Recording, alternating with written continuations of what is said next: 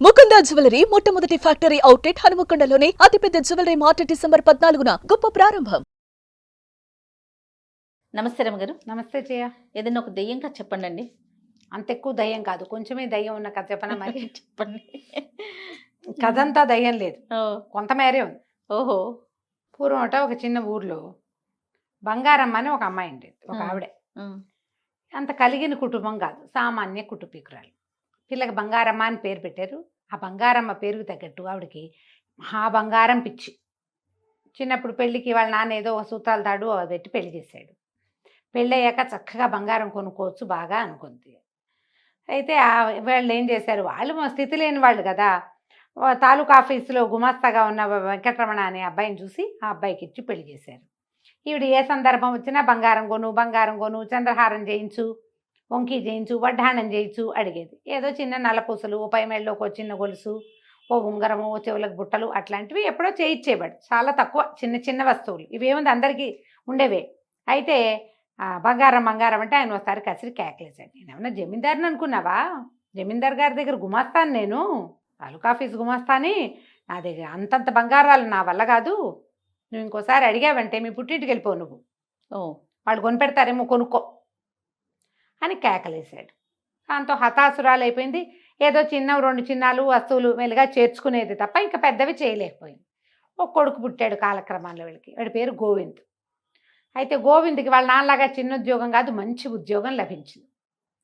లభించేసరికల్లా ఈ లోపల ఏమైంది, వాళ్ళ పక్కింట్లో ఎవరిదో పెళ్ళైంది. పెళ్ళైతే ఆ పిల్లాడికి బోల్డ్ కట్నం ఇచ్చారు. బోల్డ్ కట్నం ఇస్తే వాళ్ళు ఏదో పొలం కొనుక్కున్నారు ఆ కట్నం డబ్బుతోటి. ఈవిడికి ఏమనిపించింది, మనవాడికి కూడా శుభ్రమైన ఉద్యోగం వచ్చింది, పిల్లాడు చెయ్యెత్తి ఎదిగాడు, మంచి సంబంధం వచ్చి బాగా డబ్బులు వస్తే బంగారం కొనుక్కుందాం. పిల్లాడి పెళ్ళికి చంద్రహారము, వడ్డాణము ప్లాన్లో ఉంది ఆవిడ. సరే ఏదో సంబంధాలు వస్తున్నాయి, ఒకటి ఎర్ర. ఈ లోపల ఈ గోవింద్ ఏం చేశాడు, వాడి స్నేహితుడు పై ఊళ్ళో ప్రకాశం అని ఒకడు పెళ్లి చేసుకుంటుంటే ఆ పెళ్ళికి వెళ్ళాడు. ఆ రోజుల్లో పెళ్ళంటే ఇప్పట్లాగా ఊరికి మొహం చూపించి భోజనం చేసి వచ్చే పెళ్ళిళ్ళు కాదుగా, 4 రోజులు వెళ్ళాలి. అక్కడ 3 రోజులు ఉండి వచ్చాడు. ఈ 3 రోజుల్లో ఏమైంది, ఈ అబ్బాయి వెళ్ళి దిగంగానే ఆ పెళ్లి కూతురి బాబాయ్ కూతురు, మేనమావ కూతురు, ఇంకో పిల్ల కమల, చక్కటి పిల్ల, ఎంత చక్కగా ఉందో, చేసుకుంటూ ఇట్లాంటి పిల్లనే చేసుకోవాలని భావించాడు. పెళ్ళికి 3 రోజుల ముందే వెళ్ళాడు ఈ అబ్బాయి. పెళ్ళైన మరుసటి రోజు వచ్చేద్దామనుకున్నాడు. ఈ 3 రోజులు 1-2 రోజుల్లో ఈ పిల్ల వెనకాల తిరగటం మొదలుపెట్టాడు. పిల్ల చాలా చక్కటిది, చక్కగా వినయం వందనం ఉన్నాయి, మంచి పనిమంతురాలు. చూస్తే ఆ ప్రకాశాన్ని అడిగితే ఏమన్నాడు, వీళ్ళు చాలా పేదవాళ్ళు రా, వాళ్ళ దగ్గర ఏమీ లేదు, పేదవాళ్ళు, వాళ్ళని మీకేమీ కట్టం కానుకెళ్ళి, కట్టం కానుకేందుకు ఇంత చక్కటి పిల్ల ఉంటే శుభ్రంగా పనిచేస్తోంది. ఆ రోజుల్లో పిల్లలకి చదువులు, ఉద్యోగాలు, ఆలోచనలు ఉండేవి కాదు కదా. వంట చేయటం, చక్కగా ఇంటి పని చూసుకోవటం, గొడ్డు గోదా అంటే మొగ్గుడు గోదా, పిల్ల మేక వీటిని చూసుకోవటం వచ్చి లక్షణంగా ఉంటే చాలు. సంపాదనల ఆలోచనలు అసలు లేనే లేవు. మన కాలంలో కూడా తక్కువే, ఇప్పుడు కదా వచ్చినాయి అవన్నీ. సరే ఏమైంది, ఆ పిల్ల తండ్రితోటి మీ అమ్మాయిని నాకు ఇచ్చి పెళ్లి చేయండి అంటే, నాయన పెళ్లి ఖర్చులు కూడా పెట్టుకోలేము మేము, మా వల్ల కాదు, మరి ఎట్లా పెళ్లి చేయాలో కూడా తెలియట్లేదంటే, పోనీ వీడి పెళ్లితో పాటే నా పెళ్లి కూడా చేసేయండి, ఇక్కడే నేను కూడా పెళ్లి చేసుకుంటానని ఆ ప్రకాశాన్ని ఒప్పించాడు. ఆ ప్రకాశం వాళ్ళది కలిగిన కుటుంబం. వాళ్ళు ఏమన్నారు, సరే పిల్ల నచ్చింది, ముహూర్తం మంచిది, ఎవరికైనా పెళ్లి చేసుకోవచ్చు, ఏముంది ఇంకో 2 పీటలు ఇస్తే అదే పురోహితుడు అదే మంత్రం చదువుతాడు, అదే భోజనాలతో సరిపోతుంది అని చెప్పి ఆ ప్రకాశం వాళ్ళ మావగారు తమ కజిన్ బ్రదర్ అయిన ఈ కమలా వాళ్ళ నాన్నతోటి ఒప్పించేసి పెళ్లి చేసేసాడు. పెళ్లి చేసుకుని చక్కగా మర్నాడు కొత్త భార్యని అతని మామని వెంబడి పెట్టుకొచ్చాడు గోవింద్. తల్లి చూసి నిర్కాంతపోయింది. లోపలికి వచ్చాడు, అమ్మ ఇదిగోనే నీ కోడలు, సమయం లేదు, ముహూర్తం మంచిది, నా నక్షత్రానికి కూడా సూట్ అవుతుందని చెప్పారని పెళ్లి చేసుకొచ్చాను, ఇదిగో వీళ్ళ అమ్మా నాన్న అన్నాడు. సామాన్యమైన బట్టల్లో పసుపు తాడు, నల్లపూసలు తెప్పిస్తే ఏమీ లేని పిల్ల తల్లి కళకళ్ళాడుతోంది, కానీ మెళ్ళో చిన్నమంత బంగారం కూడా లేని పెళ్లి కూతుర్ని చూసేసరికల్లా నిర్ఘాంతపోయింది బంగారమ్మ. ఎవరెవరా పెళ్లి చేసుకోవటం ఏమిటి, ఓ కట్నం కానుక మంచి చెడు లేకుండా హాత్తేరి అని తిట్టింది. తిట్టేసరికల్లా అత్తయ్య దండ పెడుతుంటే, ఎవతే నీకు అత్త పో బయటికి అంది కోడల్ని. వాళ్ళేమో అలాగా, అక్కయ్య గారు పిల్ల నచ్చింది మీ వాడికి, నేను కూడా అంత స్థితిమంతుణ్ణి కాను, ముహూర్తం బాగుందని కన్యాదానం చేసేసాము, మమ్మల్ని క్షమించండి అని వాళ్ళు అంటుంటే, ఎవరిని అక్కయ్య గారు పో బయటికి అని వాళ్ళని తిట్టింది. వాళ్ళ అమ్మా నాన్నని తిట్టింది, పిల్లని తిట్టింది. గోవింద్ అన్నాడు, నువ్వు ఏమన్నా సరే ఈ అమ్మాయి నా భార్య, నేను వివాహం చేసుకొచ్చాను, ఈ పిల్లని ఇంట్లో పెట్టుకోవాల్సిందే. వీళ్ళ పరిస్థితి ఏంటి, ఇది ఈ అమ్మాయి బంగారం భర్త ఉన్నాడు కదా వెంకటరమణ, ఆయనకి అనారోగ్యం వచ్చి ఉద్యోగం విరమించుకుని ఇంట్లో ఉన్నాడు. వాళ్ళ ఇల్లు నడవాల్సింది గోవిందుడితోటే. ఆ మొగుడు కనుక ఉద్యోగం ఉండి వాళ్ళ కథ నడుస్తుంటే ఆవిడ కొడుకుని పొమ్మనేది. ఇప్పుడు పొమ్మని అనలేదు, ఇల్లు వాడే నడుపుతాడు. కొడుకు పెళ్లి వల్ల రావాల్సిన కట్నం కానుక, బంగారం, చంద్రహారం, వంకి వడ్డాణాలన్నీ పోయినాయి. ఇక ఆ కోడల్ని 2 కళ్ళా చూసేది కాదు, ఆ బంగారం మండిపోయేది. దీనివల్లే నా బంగారపు సరదా తీరకుండా పోయిందని. పిల్ల ఇంటెడు పని చేసేది. ఇవిడేం చేసేది, పని మనిషిని మానిపించేసింది. నువ్వే తిండిగా దండగా, మరి ఇప్పుడు నీ కింద ఈ పని మనుషులందరూ ఎందుకు అని గిన్నెలు దోమేదాన్ని మానిపించింది, గిన్నెలు కమలే దోమేది. బట్టలు ఉతికేదాన్ని మానిపించింది, బట్టలు కమలే ఉతికేది. ఆ పిల్లకి ఆ పనుల అలవాటు, చెరువుకెళ్ళి నీళ్లు తేవటాలు, బావిలోంచి నీళ్లు తోడి తొట్టెలు నింపటాలు, వంట చేయటము, సమస్తమైన పనులు చేసేది. బాగానే ఉండేది. ఈవిడికి ఒళ్ళు మంటగా ఉండేది. మంటగా ఉండి, నీకు ఇదే కాదు, నీకు ఇక ఒంటిపూట భోజనమే, నీ భోజనం కూడా మాకు ఎక్స్ట్రానే. పొద్దున పూట తింటాను వీలేదు, రాత్రిపూట పిల్లాడు ఉంటాడు కాబట్టి, కొడుకు ఉంటాడు కాబట్టి వాడితో పాటే నువ్వు భోజనం చేయాలి. పొద్దున నీకు మెతుకు కూడా పెట్టననేసింది. వంట పిల్ల చేసేది, అత్తగారు మావగారు అన్నం తినేవారు, ఆయన తిని పడుకునేవాడు, ఒంటో బాగుండదు కాబట్టి. ఈవిడ చచ్చినా మా కోడలికి అన్నం పెట్టేది కాదు. పెట్టకుండా ఒక 10 రోజులు గడిచినాయి. ఈ 10 రోజుల్లో అబ్బాయి ఏదో కచేరీలో హడావిడిలో ఉండి బాగా గమనించాల. ఒక 10వ రోజుకి అప్పుడు తెలుసుకున్నాడు పిల్ల చిక్కిపోయిందని. ఇదేమిటి ఇంత చిక్కిపోయావు, నువ్వు ఇంత సన్నగా అయిపోయావు, జాకెట్ అంతా వదిలేపింది, రవికి ఎందుకు వదిలేయింది, ఇంత సన్నబడిపోయావేమిటి అని అడిగాడు. సమాధానం ఆవిడ అత్తగారు ఏం చెప్పిందంటే, ఒకవేళ గనక అబ్బాయికి ఈ విషయం చెప్పావో దొంగతనం అంటగట్టి నిన్ను మీ పుట్టింటికి పంపించేస్తాను శాశ్వతంగా అని గట్టిగా చెప్పేసింది. ఇప్పుడు ఆ పుట్టింట్లో ఆ గతి కూడా లేదు. మొగుడు చక్కగా ముద్దుగా చూసుకుంటాడు, ప్రేమగా ఉంటాడు, మంచివాడు, ఇల్లు వాకిలి కళగా అన్నీ బాగున్నాయి. దీన్ని వదిలిపెట్టుకుని ఏం వెళ్తుంది పాపం, ఈ కాలం పిల్ల కాదుగా, నోరు మూసుకుని ఊరుకుంది. ఈ 10వ రోజు రాత్రి పెరట్లో కూర్చుని ఏడుస్తూ కూర్చుంది. ఆకలి, పుట్టింటికి వెళ్ళిపోవాలని ఉంది, తిండి సరిపోవటం లేదు దానికి, ఏం చేయాలో తెలియక ఏడుస్తుంటే ఆ ఇంటి వెనకాల ఒక కానుగ చెట్టు ఉంది. ఆ కానుగ చెట్టు మీద ఎప్పటి నుంచో ఒక దయ్యం ఉంటుంది. అది రోజు వీళ్ళింటికేసి చూస్తుంది, కానీ ఇంట్లోకి వచ్చే ఆలోచన ఎప్పుడు చేయలే. ఈ పిల్ల ఏడుస్తూ కూర్చున్న పిల్లని చూసేసరికి లోపలికి వచ్చింది. వచ్చి, ఎందుకు నువ్వు ఏడుస్తున్నావు ఏమిటంటే ఈ పిల్ల కథ అంతా చెప్పింది. సరే అయితే ఆవిడేం చెప్పింది, నువ్వు రేపు పొద్దునే పుట్టింటికి వెళ్ళిపోతావు, ఇక నిన్ను చేర్చుకునేది లేదు అని గట్టిగా చెప్పేసింది అత్తగారు. అయిపోయింది, నేను పంపించేస్తానని. పుట్టింటికి వెళ్తే ఇంకా మళ్ళీ వెనక్కి మొగుడి దగ్గరికి రానివ్వదు, పుట్టింటి మీద బెంగగా ఉంది, వెళ్తే ఇంకా రానివ్వదు. ఏం చేయాలో తెలియక ఏడుస్తుంటే ఈ దయ్యం ఏమందంటే, సరే ఇవాళ నుంచి నువ్వు తినే 1000 మెతుకులకి 1 మెతుకు బంగారు మెతుకు అవుతుంది, నీ కంచంలోకి వస్తాయి, మీ అత్తకి ఈ సంగతి చెప్పు అని చెప్తే తెల్లవారు లేవగానే ప్రయాణం కట్టమని కోడల్ని కసిరింది బంగారం. అప్పుడు అత్త ఇదేం చెప్పింది, రాత్రి మా గృహదేవత పెరట్లో కనపడింది, అదొకటి చెప్పింది నాకు, దయ్యం అని చెప్పల. గృహదేవత ఏం చెప్పిందంటే, నేను 1000 మెతుకులు తింటే 1 బంగారు మెతుకు కంచంలో పడుతుందిట అనేసరికల్లా, ఇది గృహదేవత ఇన్నాళ్ళు ఏమైంది, ఇన్ని రోజుల నుంచి నేను ఊరికే మేపుతున్నాను అని తిట్టి, సరే చూద్దామని అన్నం పెట్టింది. మధ్యాహ్నం అన్నం పెడితే పిల్ల చక్కగా కడుపు నిండా అన్నం తినది. 2 బంగారు మెతుకులు కనపడ్డాయి. కాంతపోయింది ఆవిడ.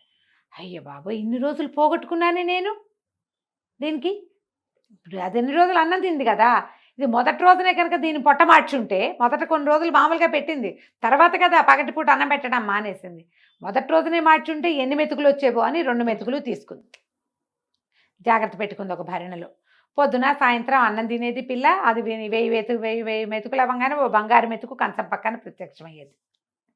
అత్తగారు కోడలి కంచం తనే తీసేది, ఆ మెతుకులు ఏరి పెట్టుకునేది. క్రమంగా ఆవిడ ఏం చేసింది, ఇది 2 మెతుకులే వస్తున్నాయి, ఇది ఇంతే తింటుంది, ఇంకొంచెం తినాలని బలవంతం చేయటం మొదలుపెట్టింది. 3000 మెతుకులు తింటే 3వ మెతుకు వస్తుంది అని బలవంతం చేయటం. రోజు అన్నం ఎక్కువ తినేసరికి పిల్ల ఆపసోపాలు పడిపోయేది. ఒకనాటి రాత్రి పిచ్చి కడుపులో నొప్పి వచ్చింది దానికి. ఈ బలవంతపు తిండి తినలేకపోతోంది. దొడ్లో కూర్చొని ఏడవటం మొదలుపెట్టింది. ఇప్పుడు మెతుకులు వచ్చేసరికల్లా, ఎప్పుడైతే బంగారం మెతుకులు వచ్చినాయో దీని పుట్టింటికి పోతుంది. సొమ్ము చచ్చినా కోడల్ని పుట్టింటికి పంపల. మధ్యలో పండగలు వచ్చినాయి, పబ్బాలు వచ్చినాయి, పుట్టిన నుంచి కబురు వచ్చింది.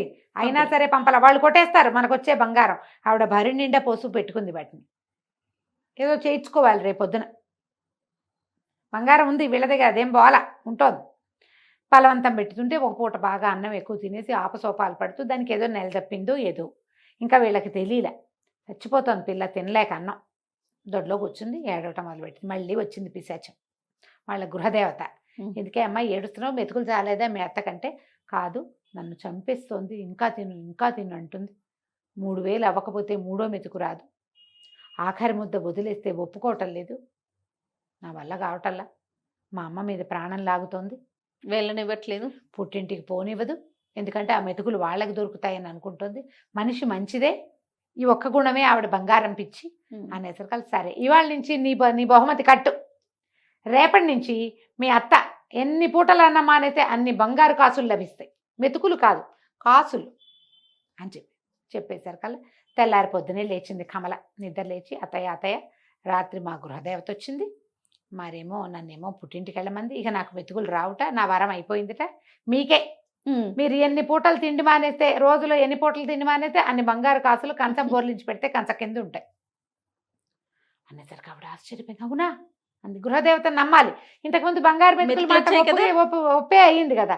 సరే నువ్వు వెళ్ళు, నువ్వు పుట్టింటికి వెళ్ళవే అని బండి కట్టించి, ఎందుకంటే ఇంకా కోడలతోటి ప్రయోజనం లేదు, అది ఎక్కడున్నా ఒకటే. ఈ అబ్బాయి ఏం చేశాడు, గోవింద్ కూడా భార్య మరీ ఏడాది అయిపోయింది పాపం, దానికి అమ్మా నాన్నని చూడాలని ఉంటుందిగా, చిన్నపిల్లని పెళ్ళాన్ని పంపించేసి. ఈవిడేం చేసింది, ఆ పూట పొద్దున అన్నం మానేసింది. సాయంకాలం కంచం ఎత్తేసరికల్లా కంచ కింద బంగారు కాసు. నిర్ఘాంతపోయింది. అయ్య బాబోయ్, బంగారమే ఇంత కాసు, అంతకుముందు మెతుకు ఎంత ఉంటుంది, మెతుకు సన్నగా ఇంతే ఉంటుంది, ఇది చాలా బాగుంది. కాసు తీసి డబ్బీలో వేసింది. మర్నాడు ఏమనుకుంది, 2 పూటలు మానేద్దాం అని చెప్పి 2 పూటలు మానేసింది. 2 బంగారు కాసులు వచ్చింది, ఆ 2 డబ్బాలో వేసుకుంది. పుట్టినప్పటి నుంచి తింటున్నాం వెధవన్నాం, ఓ 3 పూటలు తినకపోతే ఏమవుతాను నేను, ఏం కాదని 3 పూటలా మానేసింది. మానేస్తే ఆ కంచం దగ్గరికి వెళ్ళి వంగి తీసుకోవటానికి కూడా సత్తు చాలే ఆవిడికి. ఈ నీరసంగా ఈడుస్తూ పోయి 3 కాసులు తీసుకుంది. 4వ రోజు మానేసేసరికల్లా మరి అన్నం మానేసేసరికి ఏమవుతుంది, ఓపిక ఉండద్దు, ఇక కళ్ళు తిరిగిపోతున్నాయి, కాళ్ళు తేలిపోతున్నాయి, పని చేసే సత్తా లేదు, పని చేసే పిల్లేమో పుట్టింటికి వెళ్ళింది, కోడలు లేదా, గుడ్లు గూట్లోకి వచ్చినాయి. కొడుకుని అడిగింది, ఒరే నువ్వు ఒకసారి మన వైద్యుడు గారి దగ్గర, ఊళ్ళో వైద్యుడు ఉన్నాడు కదా, ఆయన అడిగి జావ కానీ మజ్జిగ కానీ ఏదైనా అన్నానికి భిన్నం తీసుకుంటే అది భోజనంతో సమానం అవుతుందా అవదా కనుక్కో. మజ్జిగ తాగైనా బతుకుదాం అనుకుంది, మజ్జిగ తాగి బంగారు కాసులు సంపాదించాలి అనేసరికల్లా వీడు పరిగెత్తుకుంటూ వైద్యుడి దగ్గరికి వెళ్ళాడు. ఏమిటి ఇదేం ప్రశ్న ఇటా అడుగుతుంది ఏంటి అమ్మ అనుకున్నాడు. మరి తెలియలా, అమ్మ నీరసంగా ఉందని తెలుస్తోంది కానీ ఆవిడ ఎందుకు నీరసంగా ఉందో వాడికేం తెలుసు. భర్త ఏమో పడుకుంటాడు, ఆయన చూడటల్లా ఆవిడ అన్నం తిన్నదో లేదో.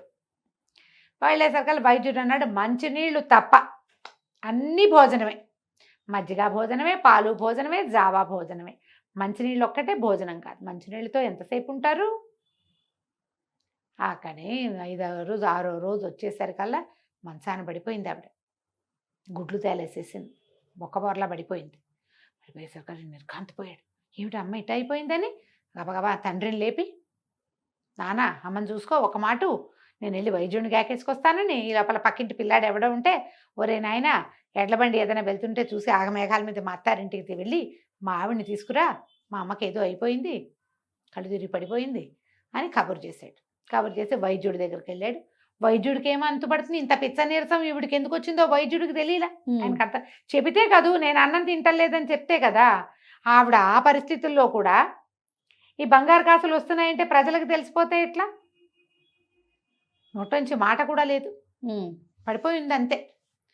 ఈ వైద్యుడు వచ్చి మాట్లాడి చేసి వెళ్ళి ఆయన ఏదో పొట్లాలు ఇచ్చేసరికి ఈ బండి మీద వెళ్ళిన కుర్రాడు ఒక 2 గంటల్లో 3 గంటల్లోనో కమలని వాళ్ళ ఇంటి నుంచి బండి ఎక్కించుకు తీసుకొచ్చేసాడు. ఈ కమలు రావటం మంచానికి అంటుకుపోయి గూట్లోకి వచ్చిన అత్తగారు చూడగానే భోర్మినెట్, అయ్యో అత్తయ్య ఇట అయిపోయావేమిటి అత్తయ్య అని కావలించుకునేసరికి ఈవిడికి బంగారం కంటే కావలింత ఎక్కువగా తోచింది.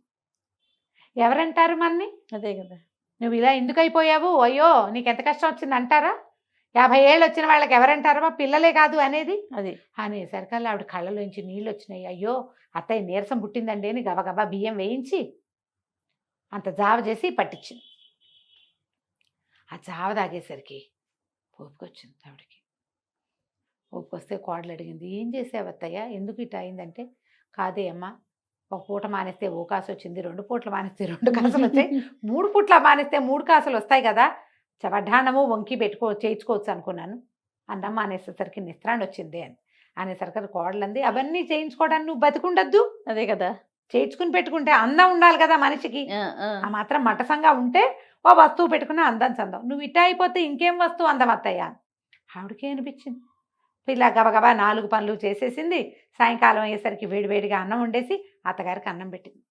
కాసులు లేవు, ఏం లేవు. ఆవిడకి అనిపించింది, అన్నం కదా మనకు కావాల్సింది, వెధవ బంగారం, ఎప్పుడో ఒక్కసారి ఒక పేరెంటానికి పెట్టుకెళ్ళే వస్తువుల కోసం నిత్యం ఉండవలసిన అన్నాన్ని వదిలేసుకుని దీపంలా ఇంట్లో ఉండాల్సిన కోడల్ని నానా హింస పెట్టి నేనేం సాధించాను అనుకుని ఆ గృహదేవత ఎవరో ఆవిడకు దండం పెట్టి అప్పటి నుంచి ఈ పద్ధతి అంతా మానేసి ఆ మెతుకుల్ని ఆ కాసుల్ని అన్నీ కరిగించి కోడలికే వంకి వడ్డాణము చంద్రహారాలు చేయించి కళగా పెట్టి చూసి బాగుందమ్మా అని నోరు మూసుకుని ఊరుకుంది. బంగారం భ్రమ తీరిపోయింది. అన్నం కంటే బంగారం ఎక్కువ. అదే కదా కదా, బంగారు కణికలు మింగలేం కదా, మింగలేం ఎవరైనా కదా. కథ కంచికి మనం ఇంటికి. చాలా బాగుందండి. నమస్తే రమ్య గారు. నమస్తే జయ.